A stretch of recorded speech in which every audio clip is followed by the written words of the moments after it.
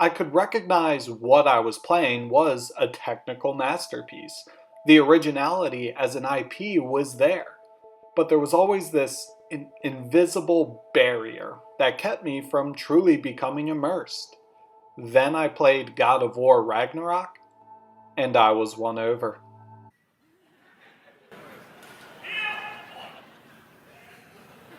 Read it, boy.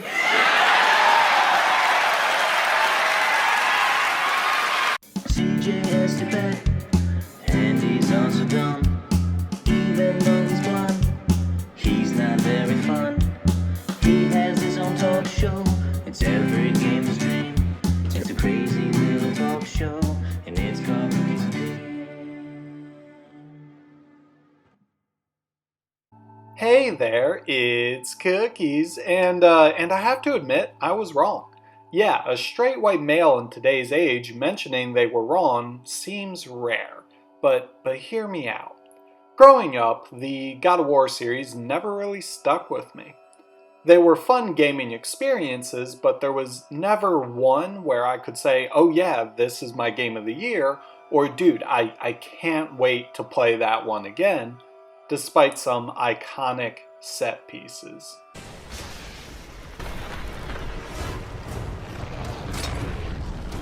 Kratos, your death will not be a gentle one.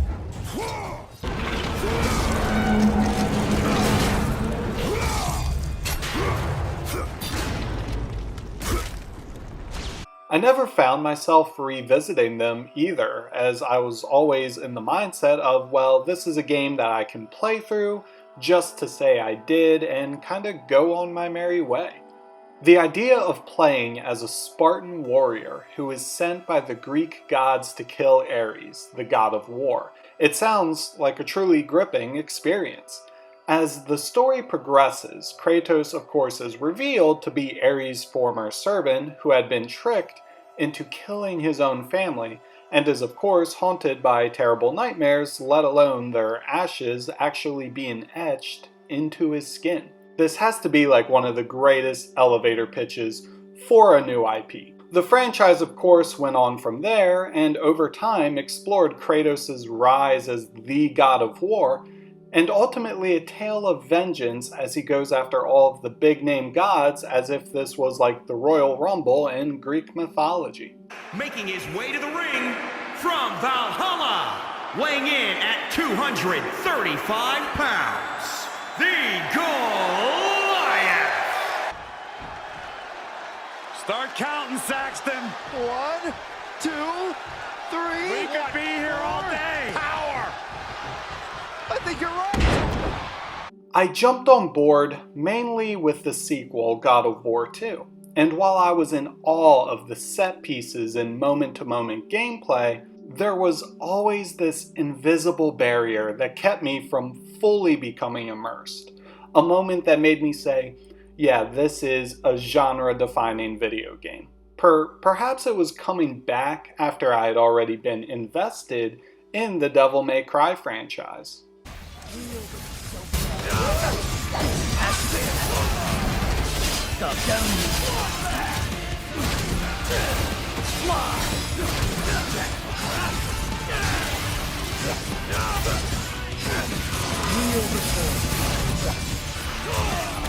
Or maybe it was the less than ideal puzzle platforming sections of previous entries.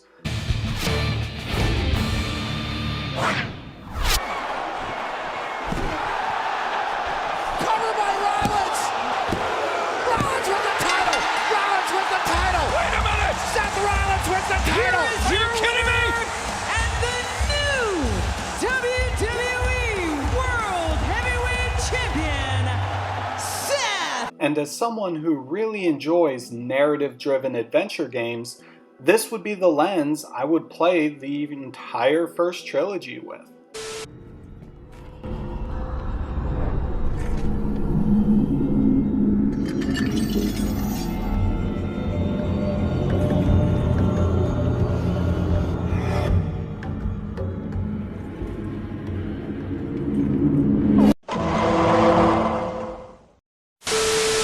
God God of War 1 was a great proof of concept. That was finding its identity. It was unique, had brilliant action combat, but as someone who is already in love with, again, the Devil May Cry franchise,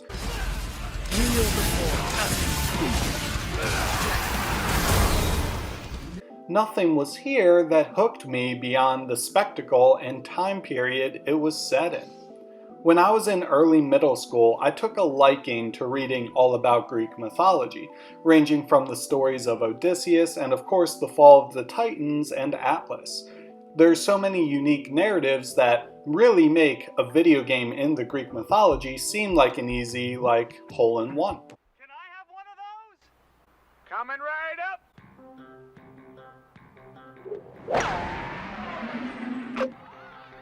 Talk about a hole-in-one. Subway sandwiches will drive away your hunger. So with God of War 1, it really felt like what we were playing was the aesthetics of the adventure. That is what you were truly becoming invested in. And of course, the rise to infamy as the new God of War. God of War 2 was the first entry in the series I got to experience, and with a powerful opener that had me feeling like a true destroyer overtaking the status quo. Kratos soon found himself alone on Olympus, shunned by his fellow gods. But Kratos had no need for the love of petty gods. He had found a new family in the warriors of Sparta.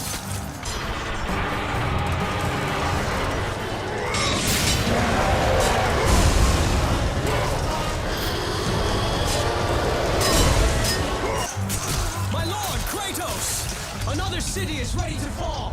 Soon all shall know the glory of Sparta!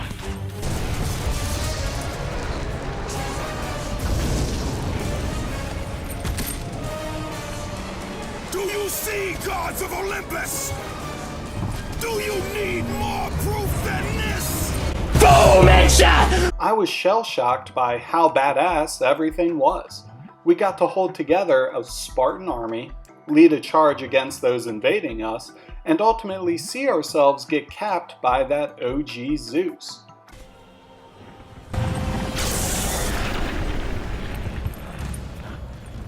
You? Yes, I am forced to attend to this matter myself. Athena refused to undo her mistake. Imagine caring for a creature such as yourself. Why? Why would you betray me? It is you who would betray me. Am I to stand idly by while Olympus is threatened? Your hands are already stained by the blood of a god. I will not let Ares' fate be my own. The gods are petty and pathetic, and your rule is weak. I grow tired of this insolence. I am the king of Olympus. And it is my way that is the way of the gods.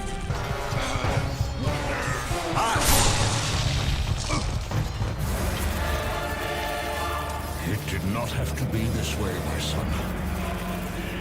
This path is of your choosing. A choice from the gods is as useless as the gods themselves. After such a sensational opening, I could not wait to see what the game had to, offer, like similar combat arenas with copy-paste combat and some annoying-ass puzzles. I don't care who you are, but let's be real. These games have puzzle systems that are there just for the sake of adding variety. And most of them really aren't that fun. It is cool going through locales and utilizing various weapons within the actual mythos. The Blades of Chaos, Phoenix's Bow, and much more. That sums up God of War 2 for me. A game with some awe-inspiring direction that gets muffled by rough pacing, especially in the middle third. Then came God of War 3, the end of the trilogy at the time, and when discussing games, I love comparing God of War 3 to, say, Gears of War 2. Both games have sensational openings. I mean, the beginning of God of War 3 has us literally climbing Mount Olympus. And I will wipe out this plague. Olympus will prevail!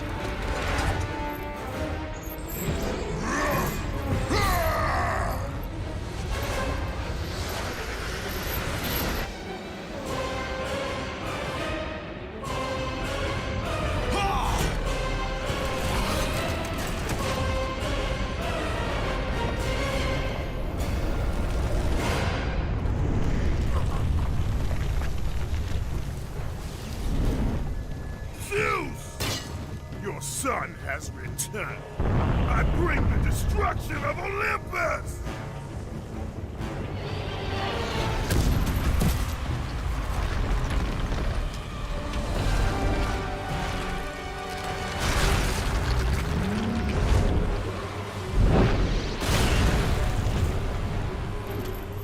And straight up squaring up and murdering Poseidon.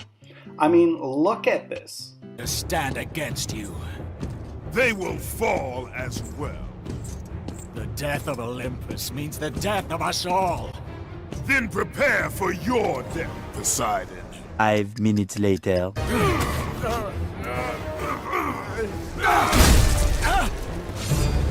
A few minutes later.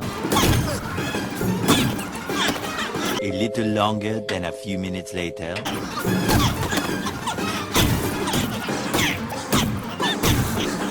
So much later that the old narrator got tired of waiting and they had to hire a new one.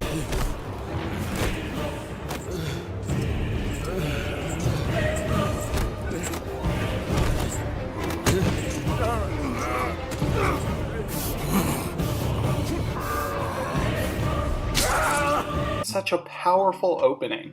And to be fair, all of the fights with each of Zeus's squad are thrilling. So the issue then of course pops up that 70% of the game are these mundane arenas with those pacing issues and frustrating puzzles.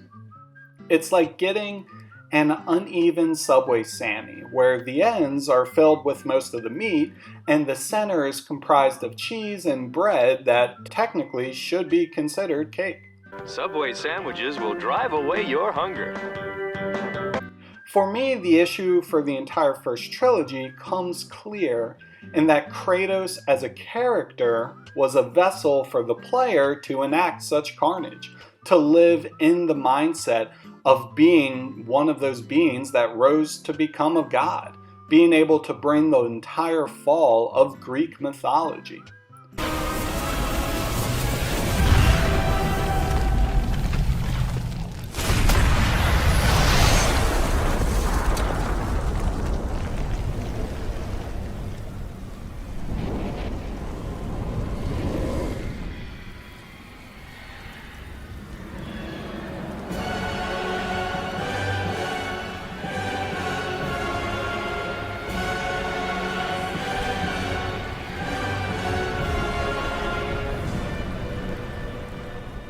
Almost like a roller coaster through Greek mythos with a twist. But when the game leaves you so much open time between its massive set pieces and jaw-dropping cinematics, there really isn't enough dynamic situations to get a lot out of Kratos as a character. I mean, God of War 1 was molded solely around a revenge plot with a rise to infamy. God of War 2 had some great sections that come full circle regarding said vengeance.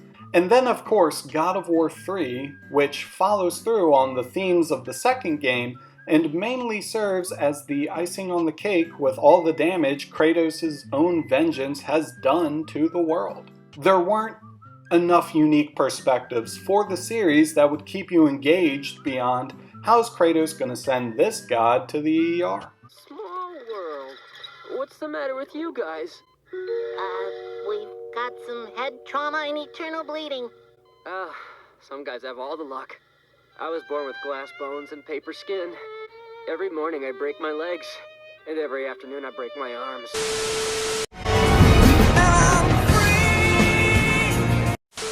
Then in comes a God of War, not necessarily a remake, but reimagining on the PS4.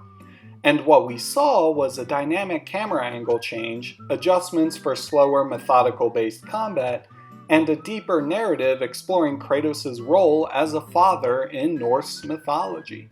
Off the bat, this game is a continuation from 3 despite Kratos' going all to be or not to be. My vengeance ends now. Kratos, no!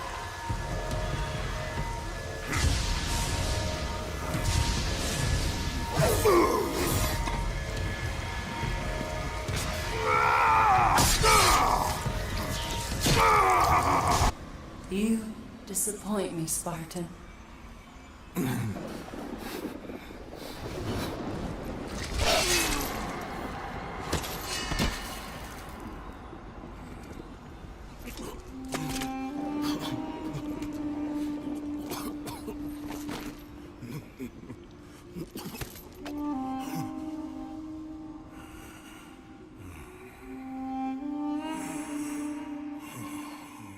And the way Santa Monica tied in the Greek mythos with the Norse is nothing short of brilliant. Seems like this was exactly what I wanted from Kratos. A deeper narrative-driven adventure. And that was the problem. While the ending for God of War 2018 is a jaw-dropping twist, the actual story, while more emotionally driven, never goes anywhere that shook me to my core. Sure, it had much more tangible depth behind the mythos compared to what came before, but it all felt like, again, set dressing for another episode of Whose Line Is It Anyways, where Kratos is enacting what-ifs with the entire Norse cast. Things to say that will always start a fight. Guys want to fight?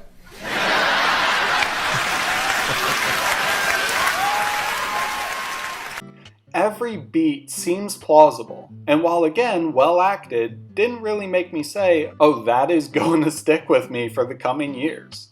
The pacing issues are less apparent this time around, given how the open-ended exploration offers variety in challenges, puzzles, and optional content. The combat is much more personal, if a tad less engaging, given the lack of communication to the player. It may just be me, but the earlier entries, one thing I can say, they had more technical depth since the camera was pulled away, making mob encounters a highlight. And the worlds, I will say, you did visit were absolutely breathtaking. Plus, the neck flab on Kratos is just as iconic as the ashes on his skin. I was beginning to think that I would be doomed to repeat this process of always buying the next God of War, and having to faint in undying love that so many gamers have with this AAA juggernaut. Then I played Ragnarok, and I finally get it. This is how Ragnarok won me over. Ragnarok to me is similar to, say, The Empire Strikes Back for Star Wars. The title explains it all. Empire Strikes Back was going to be the Empire taking control of the overarching plot, with our heroes barely being able to survive. Ragnarok is notorious in Norse mythos for being the fall of all the Norse gods, which is kinda sorta a big deal, especially since the previous God of War set all the pieces in place for these dominoes to fall. You're seeing the ramification of not just one game, but numerous titles in the God of War franchise finally come together. That alone is a premise that anyone would sign up for, but what Ragnarok does in its excellence is barely marketing any of the game.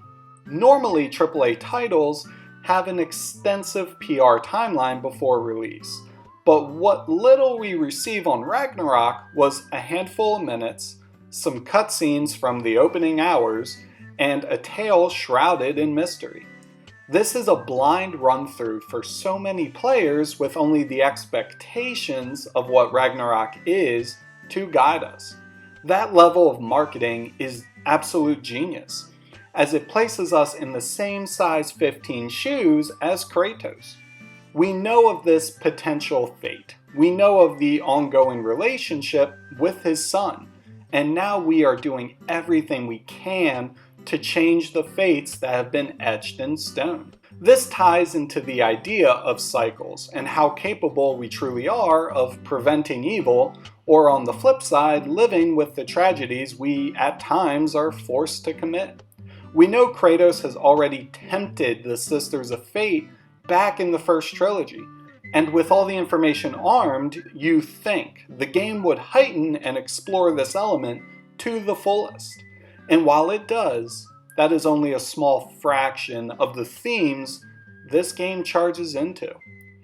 Kratos as a character is fascinating. There's something truly unparalleled about him compared to previous entries. What started as a man that was blinded by anger, thus leading to his excessive attempts at obtaining power, then led to his hubris that saw him murdered only to lose everything, and in his last-ditch effort take said grief and bring an end to all of Greek mythology as we know it.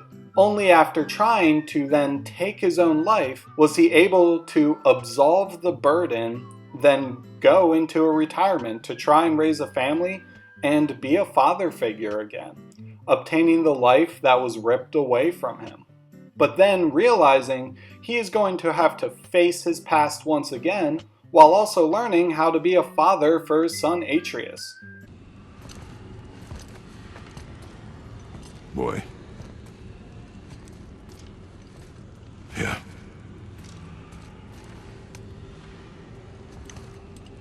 On the day you were born, I made 2 knives, mixing metals from my home and from this land.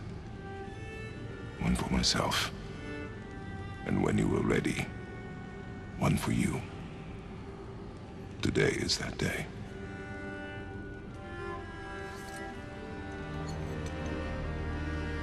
So I'm a man now, like you? No. We are not men. We are more than that. The responsibility is far greater. And you must be better than me. Understand? Say it. I will be better. The power of this weapon, any weapon, comes from here. But only when tempered by this. By the discipline, the self-control of the one who wields it. That is where the true strength of a warrior lies. You must never forget that.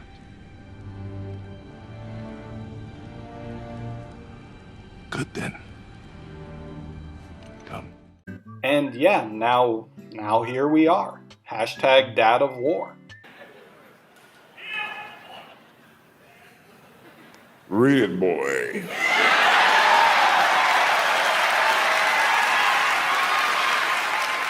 There never feels like a moment where something isn't being conveyed.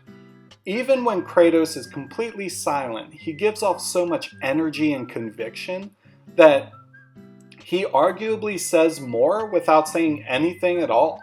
Ragnarok ultimately succeeds in instilling us in Kratos' mindset, and that is readily apparent throughout the entire adventure. Earlier versions of Kratos weren't as multidimensional, as they didn't need to be given the direction of the plot. But these changes now only enhance who he was. That's just great writing. Progressive yet humble based on what has come before. And let's be frank, the original trilogy and spin-offs were always built with the premise of becoming the actual god of war, then going on a rampage murdering all of the other famous or infamous gods and titans, based on who you're asking.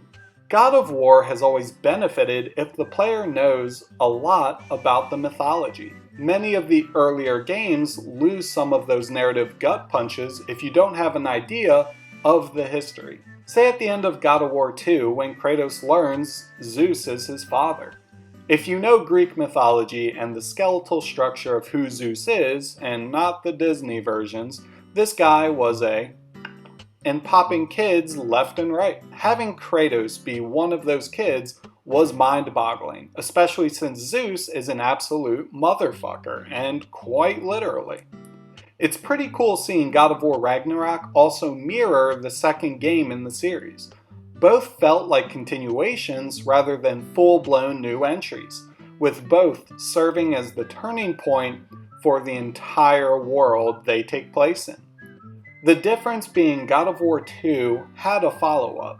The realms of Asgard are going to end in this entry per Ragnarok.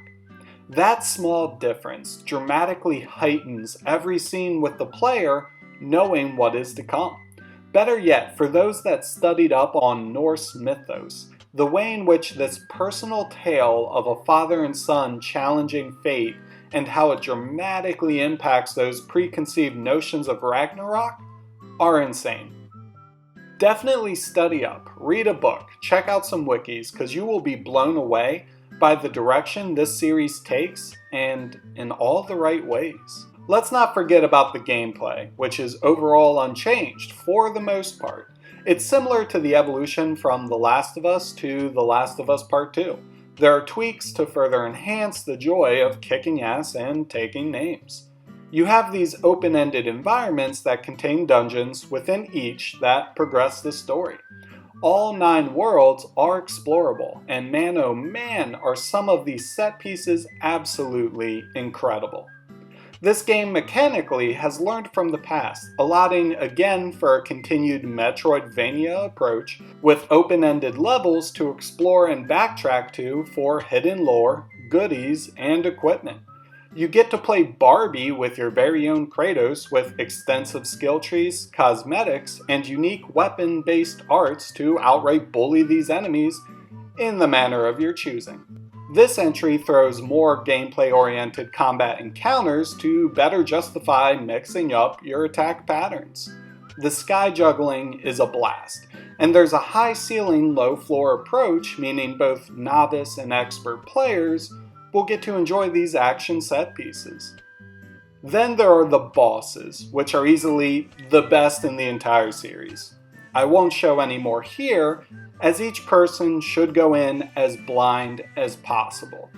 So here's a montage of cute kittens while I load up the next section.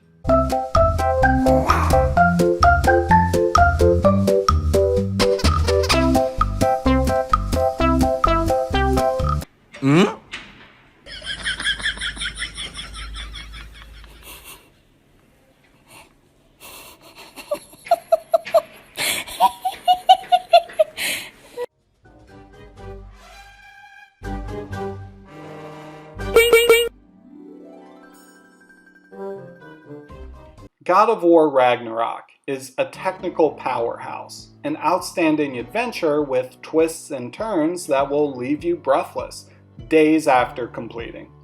Gameplay that is meaty as ever, and ultimately a journey that has cultivated everything that Kratos has been through leading up to these final moments on the precipice of Ragnarok. That's the pure beauty of this entry.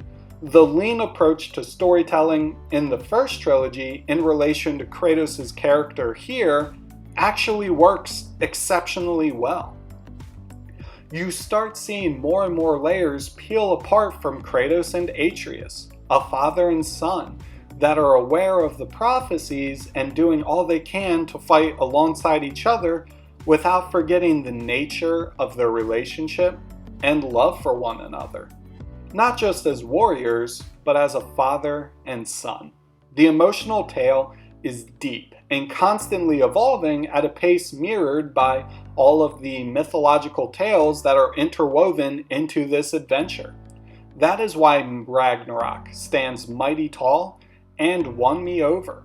It takes what God of War was as a franchise, the exploration of mythologies with unique edits, and has perfectly integrated emotional storytelling in a manner that transcends the stories pulled directly from both Norse and Greek mythology, greatly subverting expectations in brilliant ways while offering an adventure that is unforgettable. The future of this series has me on the edge of my seat. And here at Cookies and Cream, we cannot wait to hear what you think. Have you played God of War Ragnarok yet? What do you think? Shoot me a comment down below. I'll be sure to reach out with words that are both stupid and dumb. The gods of Olympus have abandoned me.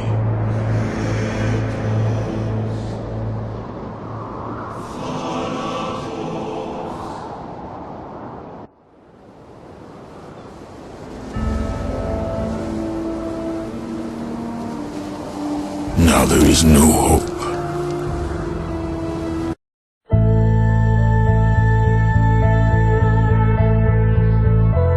Stay close, Calliope. Mother, I'm scared. Are they coming to get us? Your father will protect us. Burn this village! Burn it to the ground! Daddy? Kratos! Mother, no! No, Mother, no!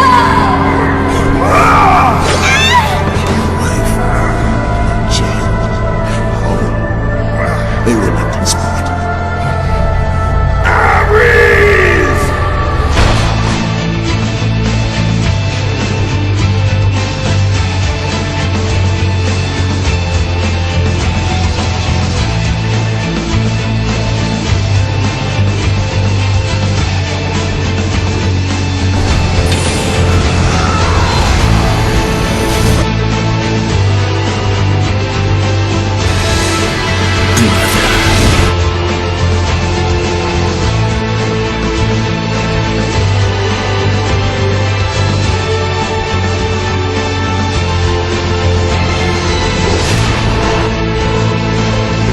The hands of death could not defeat.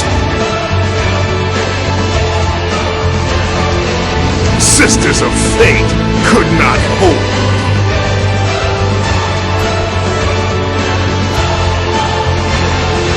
And you will not see the end of this day. I will have my revenge!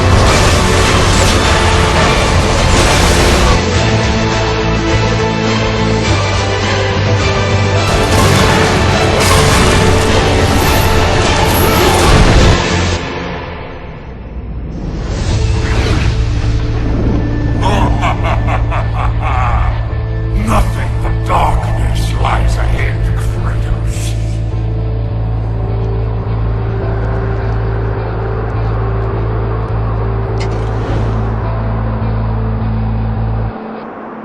The gods of Olympus have abandoned me. Now there is...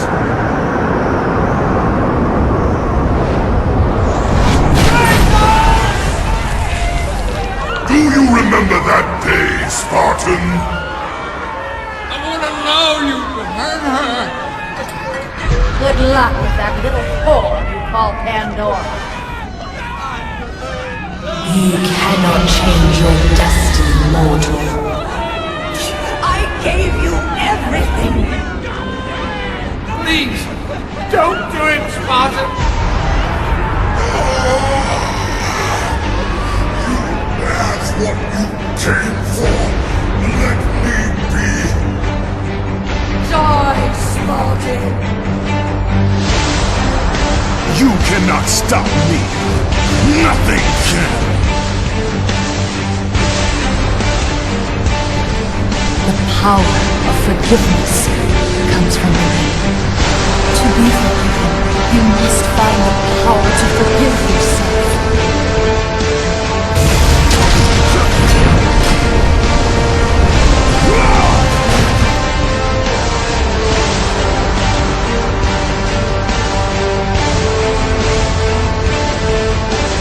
If all on Olympus will deny me my vengeance, then all on Olympus will die.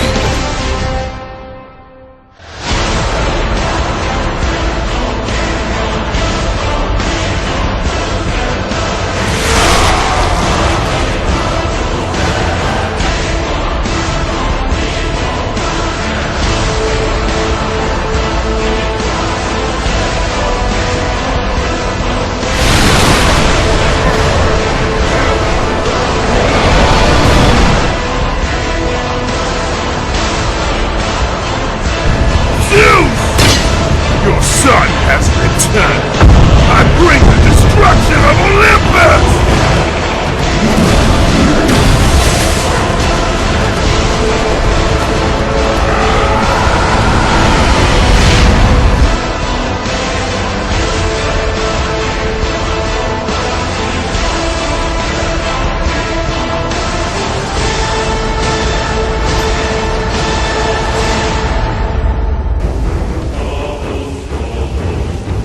My vengeance ends now. Here at Cookies and Cream, we are gaming with a purpose. So don't be afraid to look yourself in the mirror and wake up.